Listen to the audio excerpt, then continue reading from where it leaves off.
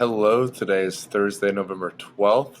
Let's start off with our joke of the day brought to you by Grant Thornton. His joke is I was at the bank today and an old lady asked me to check her balance, so I pushed her over.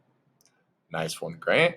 Let's talk about what it is we are doing for today. We will start with the warm up. I will continue this week to go over the warm up for you. Okay, next week that is not going to be the case. So take advantage of this, get your 20 points out of 20 points because I have given you the answers. Then you are going to get walked through a mini lab talking about how do elements, compounds, and mixtures differ. Okay, so let's talk about the warm up to begin with. It says, what is an atom's atomic number? How is it classified? A few days ago, you completed on Tuesday an interactive periodic table, right? And you looked at the atomic number, you looked at the element symbol, you looked at the mass, you looked at a couple of different facts about some of the most important and most relevant, in my opinion, elements in the world, okay? Things that you come in contact with on a daily basis. So this one's another good example here on the screen that you see, which is oxygen. Okay, the atomic number is up there at the top. And how is it classified? Well, let's talk about that.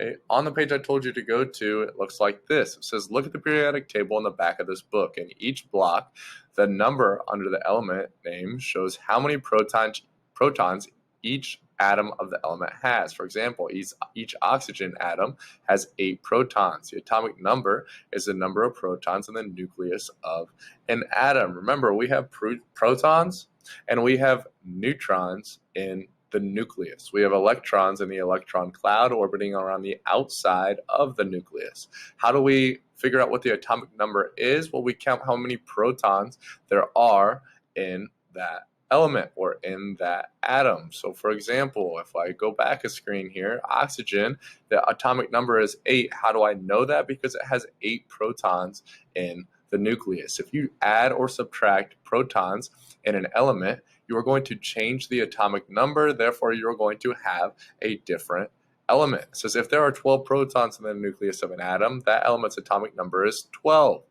So again, however many protons there are, that is what their atomic number is. Notice that the atomic number of magnesium is the whole number above its symbol. The atomic number of carbon is 6. This means that each carbon atom has 6 protons. If it did not have 6 protons, it would not be considered carbon.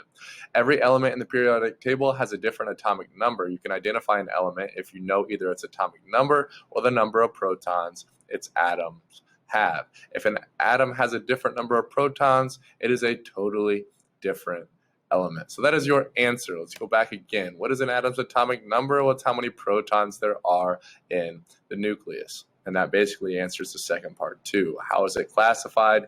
You just count how many protons there are in the nucleus. Now let's get into the lab for today. It is going to be a video that a different teacher has modeled, which has everything to do with the lab paper that you can see uploaded on Google Classroom.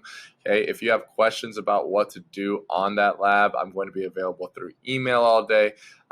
Since today is Thursday, I will also be holding a Google Meet this afternoon for you guys, and I will post that link on Google Classroom if you would like to, or if you are interested in joining that Google Meet.